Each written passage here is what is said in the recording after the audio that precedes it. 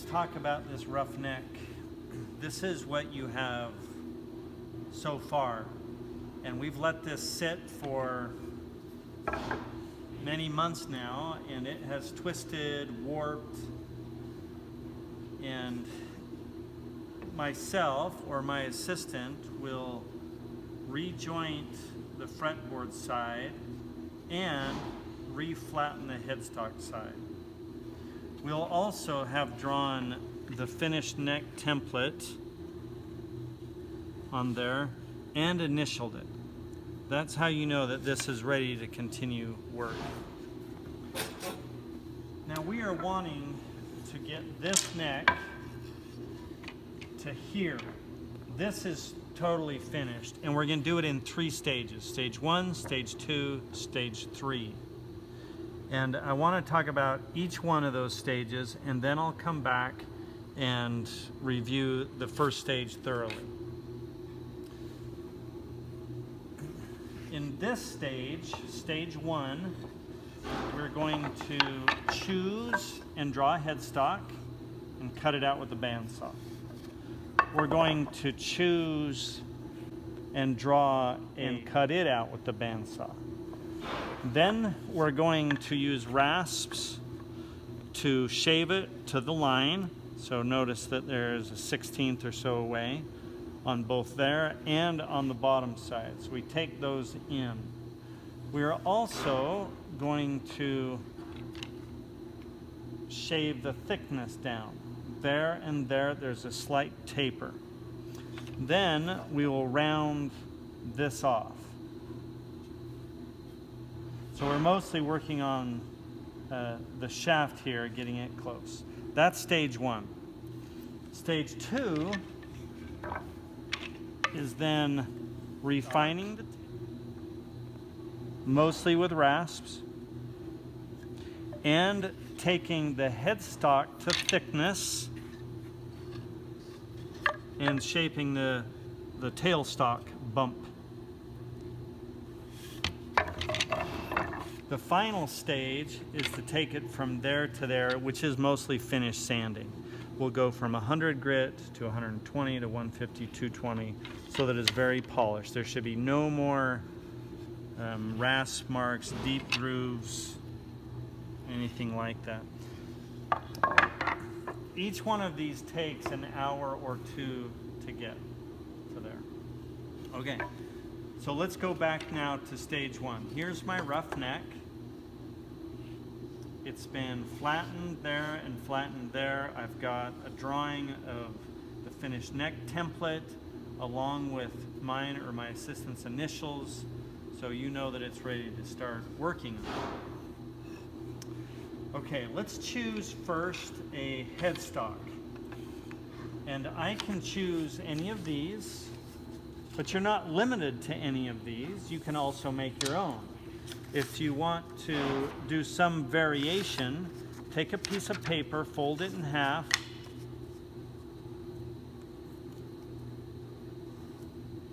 draw the basic, and then do any alteration that you want to, whatever. Cut it out, open it up, and you'll have a perfectly symmetrical headstock, which you can then draw on yours. Now there are a few limitations, and these limitations are drawn on the template. You have to have 3 on one side and 3 on the other. That's the way we buy our tuning machines. Now if you don't want to do that, for example like an electric guitar, you want 3 all in a row or 6 all in a row, you can do that. You just have to buy your own machines, your own tuning machines. They have to be 1/2 of an inch from the edge on center. And they need to be 1 3/8 apart. But you could put 1 there and then 2 up here, or space them however you want to. I like this one. So I'm gonna choose, this goes right up to the nut line, which is right there. And now I'm getting it centered. So I'm looking, just eyeballing the distance there and the distance there.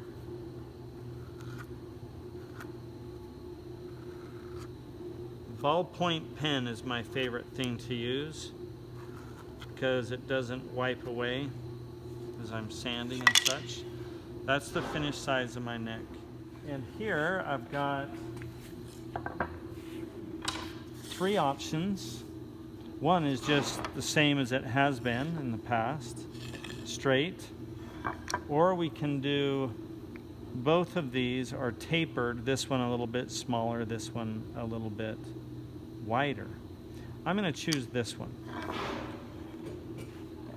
To get this seated in the right spot, I'm going to put it in a vise to hold it. And I'm going to use a square. I'm going to get a combination square.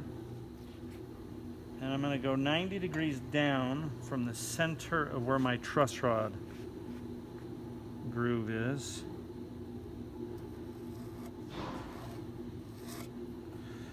So this is important because even if your tail stock is not symmetrical, we're going to make it that way and perpendicular to the fretboard. I'm going to continue this line down on the other side.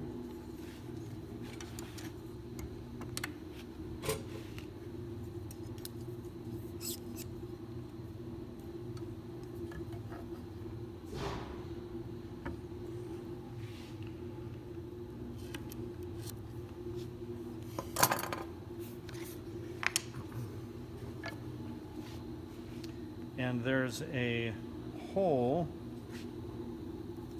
here that you can see the line, and a hole there you can see the line. Now I note that my tailstock is longer than this one is, so I'm just going to shift it up a little bit so that can drop over.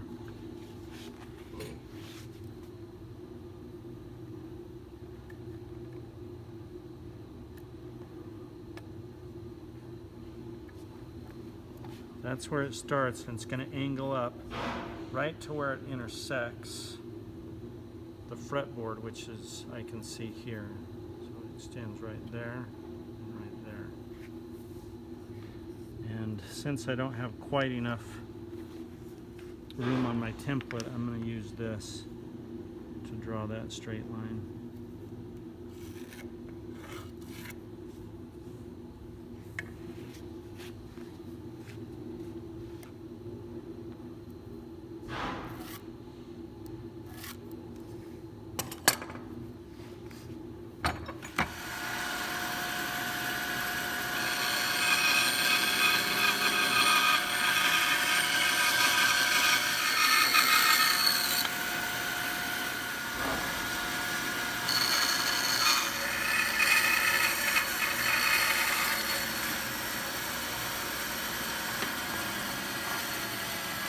Okay, I'm staying outside the line, about a 1/16 of an inch, because I want the sander to make this nice and smooth and clean.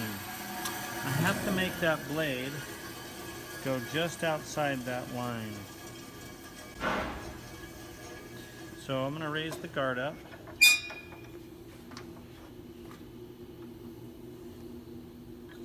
It wants to be about 1/8 of an inch above, and I'm going to be angling it like that, so that looks about right.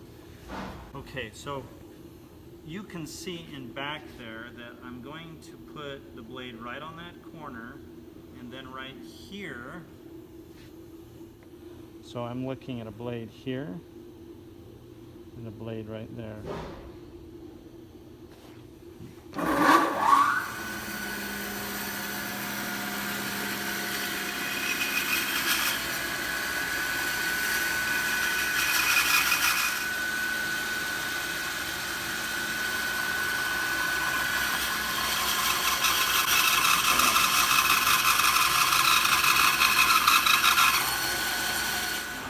Next job after cutting that and that is to get those lines rasped down, and we're going right to the line. We're going to try to cut that line in half.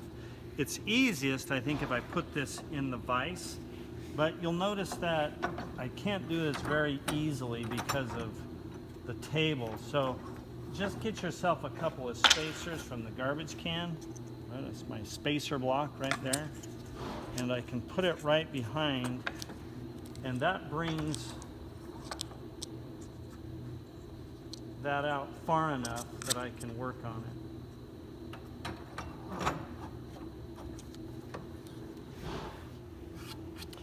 I'm staying flat as opposed to going like this. This is not going to help me. I have to go flat or even a little bit that way. In fact, if I can stay kind of the same angle as my neck, that's pretty good. That's ideal. But at least go perpendicular to the fretboard side here.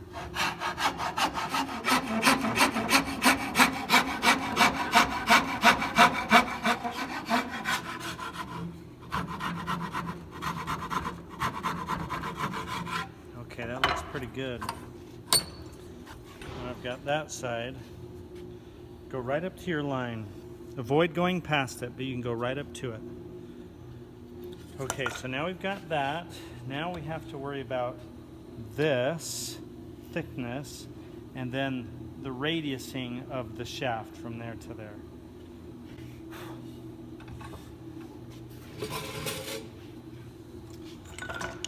Now, finished thickness here is 11/16 thick. Finished thickness here is 5/8 inch thick. We're going to use a rasp and spoke shave to get it down to size. That taper, right? It's tapered. It goes thicker to thinner, a 1/16 less there.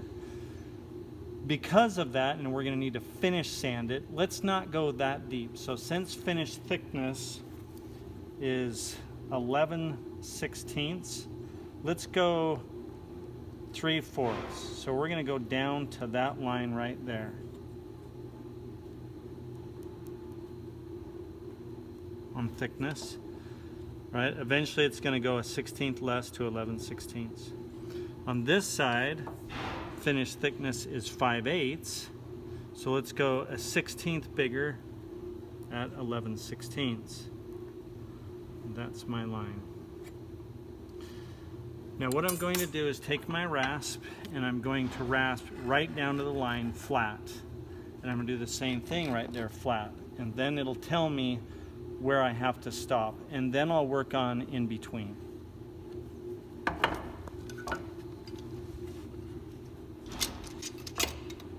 Nice and secure. Right there. Just above the bump so it's out of the way.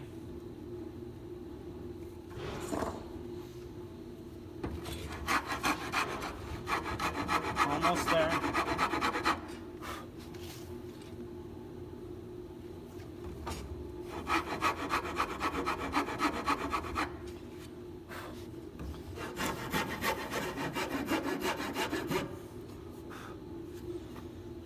Okay, so I've got to go from there to there. So everything in the middle has to be taken away. Now let me introduce you to another tool. This is just a block of wood that's about that long, and joint it so that it's flat. And now you can tell what you're doing is going to be flat or if it's going to be wavy. So let's start removing some of this material so you see what I mean.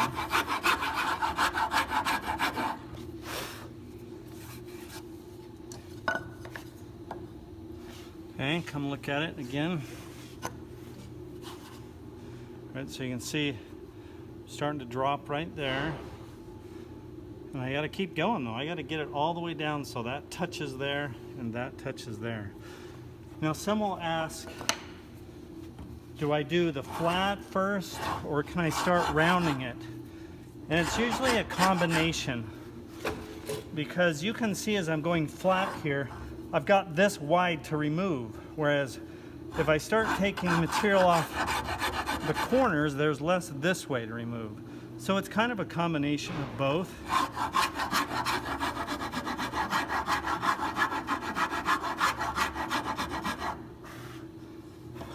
In fact, I want to start removing some of those sides with my spoke shave as I work. So let me pivot that. I put the headstock right into my belly and hold it tight. And my spoke shave, the blade is barely past the sole. I can tell by feel. And notice that it's a flat sole.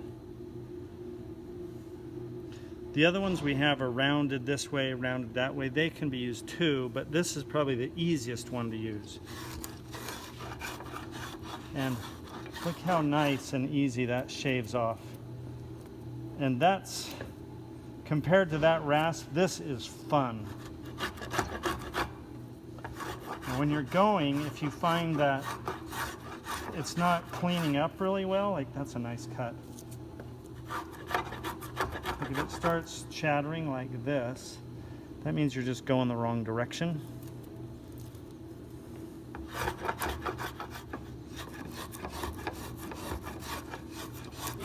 Now I can come across the top too. Try taking the blade down farther by screwing those down and just feel where the blade's at. Or bring it back out. Adjust it so you get more or less blade. If it gets clogged up, you're going to unscrew this and the blade will, that's what we're cutting with.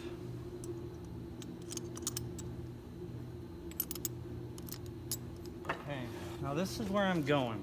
But I'm not worried about this yet, not really worried about up in here, just the shaft. So I've got to make it nice and round and tapered from there to there.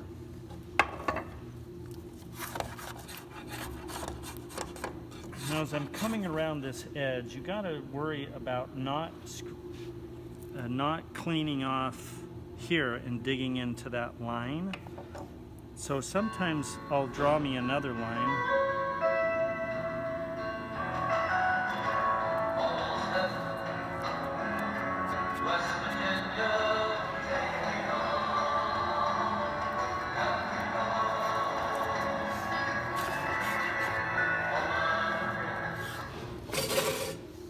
So flat-wise, I can see I got a little bump there and still a bump there, but I still got a lot of ways to go as far as bringing that taper down. So, here we go.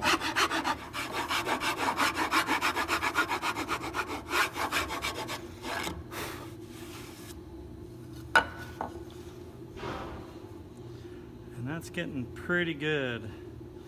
I think I'm pretty happy with that. So, now I've got the taper down. Now I just have to finish my round over. Another trick, once I get that taper down, I'll put a line right up the center of my neck, meaning I don't want to rasp or spoke shave off any of that material, because that's what distinguishes or defines the taper. I can do everything on the round, but not hitting that line anymore.